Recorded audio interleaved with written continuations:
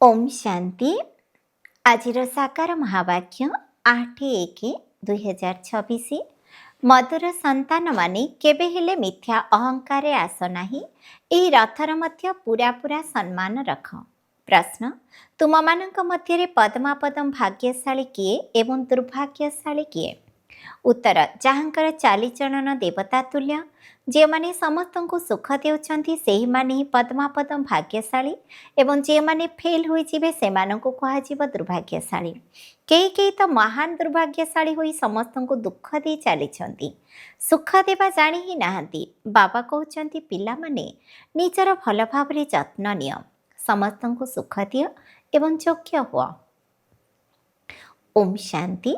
आत्मिक पिता बसी आत्मिक संतान मानक बुझाउछन्ति तुमे माने पाठशाला बसी उच्च पद पाउछ, मनरे जानुछ आमे बहुत उच्चर उच्च स्वर्गर पद पाउछु। एपरि संतान मानक तो बहुत खुशी हेबा दरकार। जदिओ समस्तंकर निश्चय थिब किंतु समस्ते तो एकापरि होई परिबे नाही। नंबर तो प्रथम शेष पर्यंत रही ना, परीक्षा रे मध्य प्रथम शेष नंबर पर्यंत रही थांती।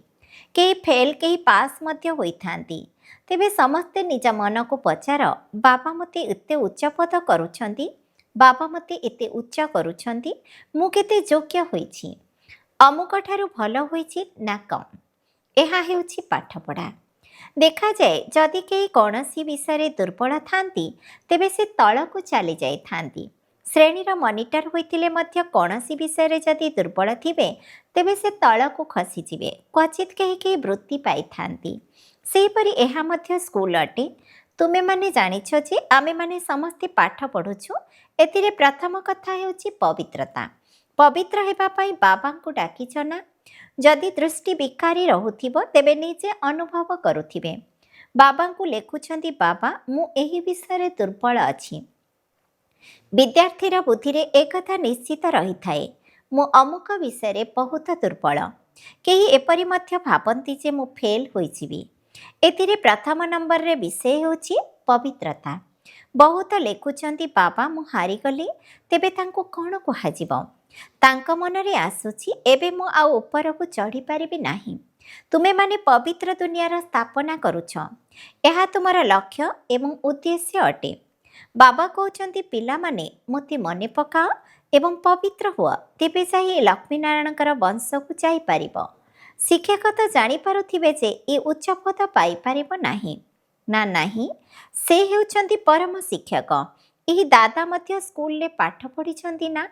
केही छात्र जदि खराब काम करिले तेबे शिक्षकंकु दंड देबाको पड़ी थाए। आगरु बहुत कठोर दंड दिया जाउथिला, एबे दंड कम होई जाइछि, तेनु छात्र माने अधिक बिगिड़ी जाउछन्ति। आजिकाली छात्र माने केते हंगामा करुछन्ति। छात्र मानकु न्यू ब्लड बोली कहा जाउछि ना? से माने देख कौन करुछन्ति, निया लगाई निजर जवानी देखाउछन्ति। एहा हेउछि आसुरी दुनिया। जवान छात्र माने बहुत खराब होई जाउछन्ति। सेमानंक दृष्टि बहुत विकारी होई जाइछि। देखिबाकु तो बहुत भल जना पड़ुछन्ति। जेपरि कहा जाए ईश्वरंक आदि अंत जानी हेबो नाही, सेहीपरि तांकर मध्य अंत जानी हेबो नाही। ये केउ प्रकारर मनुष्य? हाँ, ज्ञान विषय बुद्धिरु जना जाए जे ये किपरि पढ़ुछन्ति, एहांकर चलणी किपरि। केही तो एपरि कथाबार्ता करुछन्ति जेपरि मुखरु फूल बाहारुछि, केही तो पुणी पत्थर बाहरिबा भली कथा कहउछन्ति। देखिबाकु बहुत भल, पॉइंट्स आदि लेखुछन्ति किंतु बुद्धि पत्थर। बाहरर शो बहुत रही, माया मध्य बहुत शक्तिशाली। सेतिपाई गायन रही आश्चर्यवत शुणती, निजको शिव बाबांकर संतान कहती, अन्य को मध्य शुणाती, पुणी पलाई जाइथांती, अर्थात विश्वासघातक हो जाती। एपरि नुहे जे जो माने बुद्धिमान से माने विश्वासघातक हुअंती नाही। भल भल बुद्धिमान संतान माने मध्य विश्वासघातक हो जाती। सेही सेमानंक भितरे मध्य एपरि होइथाए, उड़ाजाहाज सहित अन्य देश को चली जाती। एठारे मध्य सेहीपरि हेउछि। स्थापना कार्य बहुत मेहनत लागुछि। पिलामानंकु पाठ पढ़िबारे एवं शिक्षकों को पाठ पढ़ाइबारे मध्य मेहनत लागुछि। देखा जाउछि ए समस्तंकर पाठ पढ़ारे बाधा सृष्टि करुछन्ति, पढ़ु नाहंती। तेबे स्कूल ले तांकु हंटर को लगाई थांती। ये तो आमर बाबा बाबा किछि हेले कहु नाहंती। ବାବାଙ୍କ ପାଖରେ ଏପରି ଆଇନ ନାହିଁ। ଏଠାରେ ତ ବିଲକୁଲ ଶାନ୍ତ ରହିବାକୁ ପଡ଼ିଥାଏ। ବାବା ତ ସୁଖଦାତା, ପ୍ରେମର ସାଗର ଅଟନ୍ତି। ତେଣୁ ପିଲାମାନଙ୍କର ଚାଲିଚଳଣି ମଧ୍ୟ ଏହିପରି ହେବା ଦରକାର ନା, ଯେପରି ଦେବତାମାନଙ୍କର। ତୁମମାନଙ୍କୁ ବାବା ସବୁବେଳେ କହୁଛନ୍ତି ତୁମେମାନେ ପଦମାପଦମ ଭାଗ୍ୟଶାଳୀ ଅଟ। କିନ୍ତୁ କେତେକ ସନ୍ତାନ ପଦମାପଦମ ଦୁର୍ଭାଗ୍ୟଶାଳୀ ମଧ୍ୟ ହୋଇଯାଉଛନ୍ତି। ଯିଏ ଫେଲ୍ ହୋଇଯାଉଛନ୍ତି ତାଙ୍କୁ ଦୁର୍ଭାଗ୍ୟଶାଳୀ କୁହାଯିବ ନା। ବାବା ଜାଣିଛନ୍ତି ଶେଷ ପର୍ଯ୍ୟନ୍ତ ଏହିଭଳି ହୋଇ ଚାଲିବ। କେହି କେହି ମହାନ ଦୁର୍ଭାଗ୍ୟଶାଳୀ ମଧ୍ୟ ନିଶ୍ଚିତ ହେବେ। ଚଳଣି ଏପରି ହୋଇଥାଏ ଯାହାଦ୍ୱାରା ଜଣାଯାଏ ଯେ ଇଏ ଏହି ଜ୍ଞାନ ମାର୍ଗରେ ରହିପାରିବେ ନାହିଁ। ଇଏ ଏତେ ଶ୍ରେଷ୍ଠ ହେବାର ଯୋଗ୍ୟ ନୁହନ୍ତି। ସମସ୍ତଙ୍କୁ ଦୁଃଖ ଦେଉଛନ୍ତି, ସୁଖ ଦେବା ଜାଣିନାହାନ୍ତି। ତେଣୁ ତାଙ୍କର ଅବସ୍ଥା କ'ଣ ହେବ? ବାବା ସବୁବେଳେ କହୁଛନ୍ତି ପିଲାମାନେ ନିଜକୁ ଭଲ ଭାବରେ ସମ୍ଭାଳ। ଏହା ମଧ୍ୟ ଡ୍ରାମା ଅନୁସାରେ ହେବାର ଅଛି। ଲୁହାଠାରୁ ମଧ୍ୟ ଆହୁରି ହୀନ ହୋଇଯାଉଛନ୍ତି। ଭଲ ଭଲ ପିଲାମାନେ ମଧ୍ୟ କେବେ ଚିଠି ଲେଖୁନାହାନ୍ତି। ବିଚାରାମାନଙ୍କର ଅବସ୍ଥା କ'ଣ ହୋଇଥିବ? ବାବା କହୁଛନ୍ତି ମୁଁ ସମସ୍ତଙ୍କର କଲ୍ୟାଣ କରିବା ପାଇଁ ଆସିଛି। ଆଜି ସମସ୍ତଙ୍କର ସଦ୍ଗତି କରୁଛି, କାଲି ପୁଣି ଦୁର୍ଗତି ହୋଇଯାଉଛି। ତୁମେମାନେ କହୁଛ ଆମେ କାଲି ବିଶ୍ୱର ମାଲିକ ଥିଲୁ, ଆଜି ଗୁଲାମ ହୋଇଯାଇଛୁ। ଏବେ ସମସ୍ତ କଳ୍ପବୃକ୍ଷର ଜ୍ଞାନ ତୁମମାନଙ୍କ ବୁଦ୍ଧିରେ ଅଛି। ଏହା ଏକ ବିଚିତ୍ର ବୃକ୍ଷ, କିନ୍ତୁ ମନୁଷ୍ୟମାନଙ୍କୁ ଏକଥା ମଧ୍ୟ ଜଣା ନାହିଁ। ଏବେ ତୁମେମାନେ ଜାଣୁଛ ଏହା କଳ୍ପ ଅର୍ଥାତ୍ ପୁରା 5000 ବର୍ଷର ସଠିକ୍ ବୃକ୍ଷ। ଏଥିରେ ଗୋଟିଏ ସେକେଣ୍ଡର ମଧ୍ୟ ଫରକ ପଡ଼ିପାରିବ ନାହିଁ। ଏହି ବେହଦ ବୃକ୍ଷର ଜ୍ଞାନ ତୁମମାନଙ୍କୁ ଏବେ ମିଳୁଛି। ସ୍ୱୟଂ ବୃକ୍ଷପତି ତୁମମାନଙ୍କୁ ଜ୍ଞାନ ଦେଉଛନ୍ତି।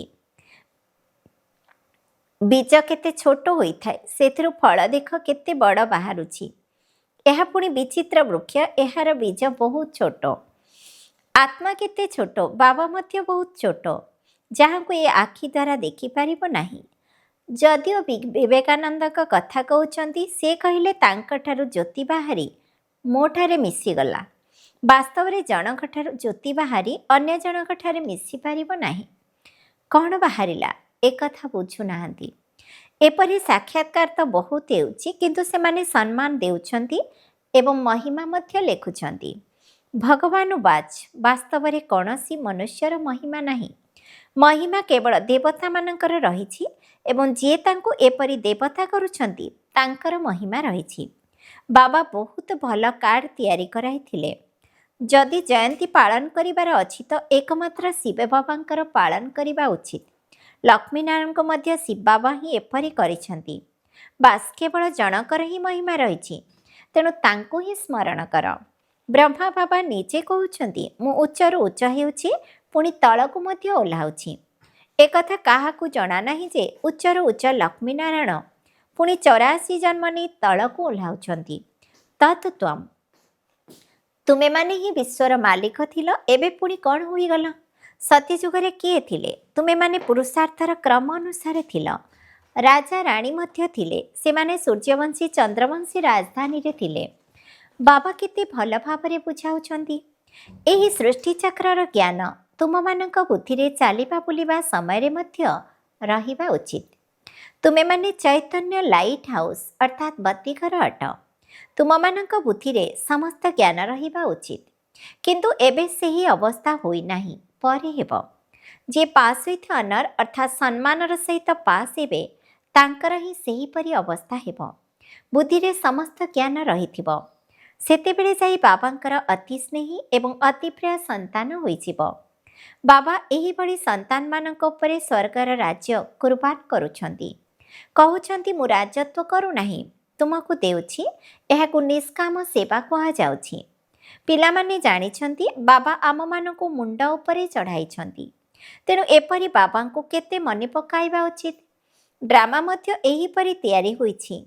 ବାବା ସଙ୍ଗମ ଯୁଗରେ ଆସି ସମସ୍ତଙ୍କୁ ପୁରୁଷାର୍ଥର କ୍ରମ ଅନୁସାରେ ସଦ୍ଗତି ଦେଉଛନ୍ତି। ପ୍ରଥମ ନମ୍ବରର ଆତ୍ମା ସର୍ବୋଚ୍ଚ ପବିତ୍ର ଏବଂ ଶେଷ ନମ୍ବରର ଆତ୍ମା ସମ୍ପୂର୍ଣ୍ଣ ଅପବିତ୍ର। କିନ୍ତୁ ବାବା ତ ସମସ୍ତଙ୍କୁ ସ୍ନେହର ଶୁଭେଚ୍ଛା ଦେଉଛନ୍ତି। ବାବା କେତେ ଭଲ ଭାବରେ ବୁଝାଉଛନ୍ତି।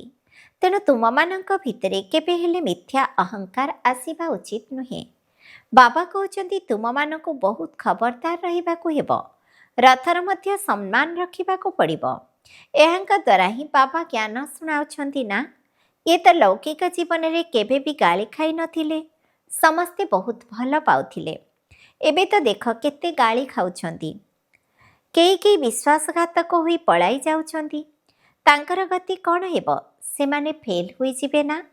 ବାବା ବୁଝାଉଛନ୍ତି, ଦେଖ ମାୟା କିପରି। ତେଣୁ ତୁମମାନଙ୍କୁ ବହୁତ ଖବରଦାର ରହିବାକୁ ହେବ। ମାୟା କାହାକୁ ବି ଛାଡ଼ୁନାହିଁ। ସବୁ ପ୍ରକାର ନିଆଁ ଲଗାଇ ଦେଉଛି। ବାବା କହୁଛନ୍ତି, ମୋର ସବୁ ସନ୍ତାନ କାମ ଚିତାରେ ବସି କଳା କୋଇଲା ହୋଇଯାଇଛନ୍ତି। ସମସ୍ତେ ତ ସମାନ ନୁହନ୍ତି ନା, ସମସ୍ତଙ୍କର ଏକାଭଳି ପାଠ ରହିଛି। ଏହାର ନାମ ବେଶ୍ୟାଳୟ କେତେଥର କାମଚିତା ଉପରେ ଚଢ଼ିଥିବେ।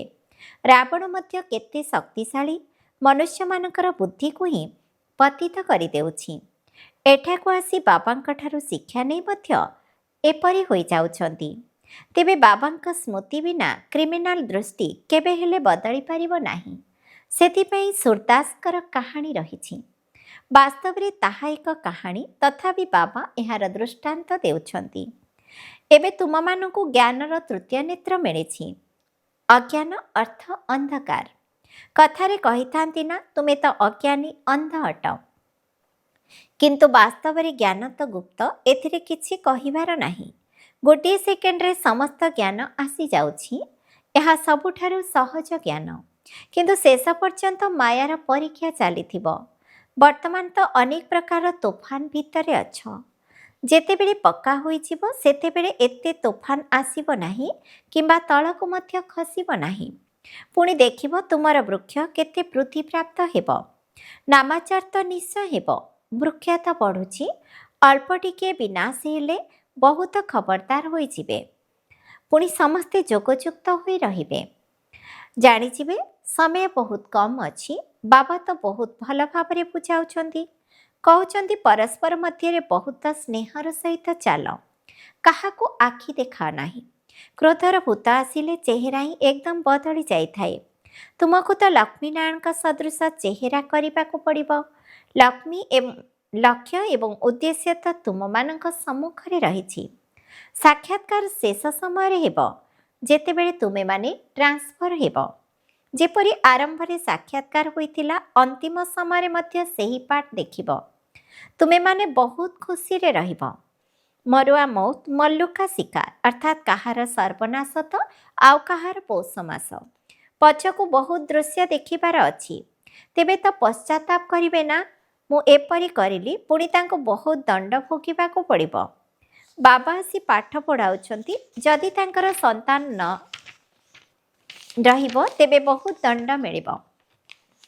ଯିଏ ବିକାରଗ୍ରସ୍ତ ହେଉଛନ୍ତି ଅଥବା ଶିବ ବାବାଙ୍କର ଗ୍ଳାନି କରିବାରେ ନିମିତ୍ତ ହେଉଛନ୍ତି, ତାଙ୍କୁ ସବୁଠାରୁ ବେଶୀ ଦଣ୍ଡ ମିଳିବ। ମାୟା ବହୁତ ଶକ୍ତିଶାଳୀ ଅଟେ। ସ୍ଥାପନାରେ କ'ଣ କ'ଣ ସବୁ ହେଉଛି। ତୁମେମାନେ ତ ଏବେ ଦେବତା ହେବାକୁ ଯାଉଛ ନା। ସତ୍ୟଯୁଗରେ ଅସୁର ଇତ୍ୟାଦି ରହିବେ ନାହିଁ। ଏସବୁ ସଙ୍ଗମ ଯୁଗର କଥା। ଏଠାରେ ବିକାରୀ ମନୁଷ୍ୟମାନେ ପରସ୍ପରକୁ କେତେ ଦୁଃଖ ଦେଉଛନ୍ତି। କନ୍ୟାମାନଙ୍କୁ ମାଡ଼ ମାରୁଛନ୍ତି, କହୁଛନ୍ତି ବିବାହ ନିଶ୍ଚିତ କର। ସ୍ତ୍ରୀକୁ ବିକାର ନିମନ୍ତେ କେତେ ମାଡ଼ କରୁଛନ୍ତି। ସେମାନେ କେତେ ସାମ୍ନା କରୁଛନ୍ତି। କହୁଛନ୍ତି ସନ୍ନ୍ୟାସୀ ମଧ୍ୟ ରହିପାରି ନାହାନ୍ତି। ଇଏ ପୁଣି କିଏ ଯିଏକି ପବିତ୍ର ରହି ଦେଖାଉଛନ୍ତି। ଆଗକୁ ଗଲେ ନିଶ୍ଚିତ ବୁଝିବେ, ପବିତ୍ରତା ବିନା ଦେବତା ତ ହୋଇପାରିବ ନାହିଁ। ତୁମେମାନେ ବୁଝାଉଛ ଆମକୁ ବହୁତ ପ୍ରାପ୍ତି ହେଉଛି, ତେଣୁ ବିକାରକୁ ଛାଡ଼ି ଦେଇଛୁ। ଭଗବାନୁବାଜ କାମକୁ ଜିତିଲେ ଜଗତଜିତ ହେବ। ଯଦି ଏହିପରି ଲକ୍ଷ୍ମୀନାରାୟଣ ହେବା, ତେବେ କାହିଁକି ପବିତ୍ର ନ ରହିବା। ପୁଣି ମାୟା ମଧ୍ୟ ବହୁତ ହଇରାଣ କରୁଛି। ଏହା ବହୁତ ଶ୍ରେଷ୍ଠ ପାଠପଢ଼ା ଅଟେ ନା। ସ୍ୱୟଂ ବାବା ଏଠାକୁ ଆସି ପାଠ ପଢ଼ାଉଛନ୍ତି। ଏହି କଥାକୁ ପିଲାମାନେ ଭଲ ଭାବରେ ସ୍ମରଣ କରୁନାହାନ୍ତି। ତେଣୁ ମାୟା ଚାପୁଡ଼ା ମାରିଦେଉଛି। ମାୟା ଅବଜ୍ଞା ମଧ୍ୟ ବହୁତ କରାଉଛି। ତେବେ ତାଙ୍କର ଅବସ୍ଥା କ'ଣ ହେବ। ମାୟା ଏପରି ଖାମଖିଆଲ କରିଦେଉଛି, ବହୁତ ଅହଙ୍କାରୀ କରିଦେଉଛି। ସେ କଥା ନ କହିଲେ ଭଲ। ରାଜଧାନୀରେ ତ କ୍ରମାନୁସାରେ ପଦ ରହିବ, ତେଣୁ ନିଶ୍ଚିତ କୌଣସି କାରଣ ଥିବ ନା। ଏବେ ତୁମକୁ ଅତୀତ, ବର୍ତ୍ତମାନ, ଭବିଷ୍ୟତର ଜ୍ଞାନ ମିଳୁଛି। ତେଣୁ କେତେ ଭଲ ଭାବରେ ଧ୍ୟାନ ଦେବା ଉଚିତ। ଅହଙ୍କାର ଆସିଲା ଅର୍ଥାତ୍ ମରିଗଲ। ମାୟା ଏକଦମ ୱାର୍ଥ ନଟ୍ ଏ ପେନି ଅର୍ଥାତ୍ ମୂଲ୍ୟହୀନ କରିଦେଉଛି। ବାବାଙ୍କର ଅବଜ୍ଞା କଲେ ବାବାଙ୍କୁ ସ୍ମରଣ କରିପାରିବ ନାହିଁ। ଆଚ୍ଛା, ମିଠା ମିଠା ଶିଖିଲଧେ ସନ୍ତାନମାନଙ୍କ ପ୍ରତି ମାତା ପିତା ବାପଦାଦାଙ୍କର ମଧୁର ସ୍ନେହ ସମ୍ପନ୍ନ ଶୁଭେଚ୍ଛା ଏବଂ ସୁପ୍ରଭାତ। ଆତ୍ମିକ ପିତାଙ୍କର ଆତ୍ମିକ ସନ୍ତାନମାନଙ୍କୁ ନମସ୍ତେ। ଆମ ଆତ୍ମିକ ସନ୍ତାନମାନଙ୍କର ମଧ୍ୟ ଆତ୍ମିକ ପିତାଙ୍କୁ ନମସ୍ତେ ନମସ୍ତେ ନମସ୍ତେ। ଧାରଣା ପାଇଁ ମୁଖ୍ୟ ସାରାଂଶ 1 ନମ୍ବର, ପରସ୍ପର ମଧ୍ୟରେ ବହୁ ସ୍ନେହର ସହିତ ଚାଲିବାକୁ ହେବ।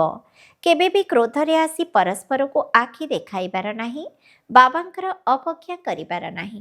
2 ନମ୍ବର, ପାସ୍ ୱିଥ୍ ଅନର ଅର୍ଥାତ୍ ସମ୍ମାନର ସହିତ ଉତ୍ତୀର୍ଣ୍ଣ ହେବା ପାଇଁ ପାଠପଢ଼ାକୁ ବୁଦ୍ଧିରେ ରଖିବାକୁ ହେବ। ଚୈତନ୍ୟ ଲାଇଟ୍ ହାଉସ୍ ଅର୍ଥାତ୍ ବତୀଘର ହେବାକୁ ପଡ଼ିବ। ଦିନରାତି ବୁଦ୍ଧିରେ ଜ୍ଞାନର ଚିନ୍ତନ କରିବାକୁ ହେବ। ବରଦାନ, ସର୍ବଶକ୍ତିମାନ ପିତାଙ୍କର କ୍ଷମତା ଦ୍ୱାରା ପ୍ରତ୍ୟେକ କାର୍ଯ୍ୟକୁ ସହଜ କରୁଥିବା ସର୍ବଦା ଅଟଳ ନିଶ୍ଚୟ ବୁଦ୍ଧି ହୁଅ। ଆମେ ସମସ୍ତଙ୍କଠାରୁ ଶ୍ରେଷ୍ଠ ସର୍ବଶକ୍ତିମାନ ପିତାଙ୍କର କ୍ଷମତା ଦ୍ୱାରା ସବୁ କାର୍ଯ୍ୟ କରୁଛୁ। ଏହି ନିଶ୍ଚୟ ଏତେ ଅଟଳ ରହିଥାଉ ଯାହାକୁ କେହି ବି ଏହାକୁ ଟଳମଳ କରିପାରିବ ନାହିଁ। ଏହି ନିଶ୍ଚୟ ଆଧାରରେ ଯେତେ ବି ବଡ଼ କାର୍ଯ୍ୟ ହୋଇଥିଲେ ମଧ୍ୟ ତାକୁ ଅତି ସହଜ ଅନୁଭବ କରିବ। ଯେପରି ଆଜିକାଲି ବିଜ୍ଞାନ ଦ୍ୱାରା ଏଭଳି ଯନ୍ତ୍ରପାତି ତିଆରି ହୋଇଗଲାଣି ଯାହାକି କୌଣସି ବି ପ୍ରଶ୍ନର ଉତ୍ତର ଅତି ସହଜରେ ମିଳିଯାଉଛି। ବୁଦ୍ଧି ଖର୍ଚ୍ଚ କରିବାରୁ ମୁକ୍ତି ପାଇଯାଉଛନ୍ତି। ସେହିଭଳି ସର୍ବଶକ୍ତିମାନ ପିତାଙ୍କୁ ମଧ୍ୟ ଯଦି ସମ୍ମୁଖରେ ରଖିବ ତେବେ ସବୁ ପ୍ରଶ୍ନଗୁଡ଼ିକର ଉତ୍ତର ସହଜରେ ମିଳିଯିବ ଏବଂ ସହଜ ମାର୍ଗର ଅନୁଭୂତି ହେବ। ସ୍ଲୋଗାନ, ଏକାଗ୍ରତାର ଶକ୍ତି ପରବଶ ସ୍ଥିତିକୁ ମଧ୍ୟ ପରିବର୍ତ୍ତନ କରିଦେଇଥାଏ। ଅବ୍ୟକ୍ତ ଇଶାରା, ଏହି ଅବ୍ୟକ୍ତି ମାସରେ ବନ୍ଧନମୁକ୍ତ ହୋଇ ଜୀବନମୁକ୍ତ ସ୍ଥିତିର ଅନୁଭବ କର। ବ୍ରାହ୍ମଣ ଜୀବନର ମଜା ତ ଜୀବନମୁକ୍ତ ସ୍ଥିତିରେ ହିଁ ରହିଛି। ନିଆରା ହୋଇଯିବା ଅର୍ଥ ମୁକ୍ତ ହୋଇଯିବା। ନିଜର ସଂସ୍କାର ପ୍ରତି ମଧ୍ୟ ଆକର୍ଷଣ ନ ରହୁ। କ'ଣ କରିବି, କିପରି କରିବି, କରିବାକୁ ତ ଚାହୁଁନଥିଲି କିନ୍ତୁ ହୋଇଗଲା। ଏହା ହେଉଛି ଜୀବନ ବନ୍ଧନର ସ୍ଥିତି। ଇଚ୍ଛା ନଥିଲା କିନ୍ତୁ ଭଲ ଲାଗିଲା। ଶିକ୍ଷା ଦେବା କଥା କିନ୍ତୁ କ୍ରୋଧ ଆସିଗଲା। ଏହା ମଧ୍ୟ ଜୀବନ ବନ୍ଧନର ସ୍ଥିତି। ବ୍ରାହ୍ମଣ ଅର୍ଥାତ୍ ଜୀବନ ମୁକ୍ତ। କେବେ ବି ଏଭଳି କୌଣସି ବନ୍ଧନରେ ବାନ୍ଧି ହୋଇପାରିବ ନାହିଁ। ଓମ୍ ଶାନ୍ତି।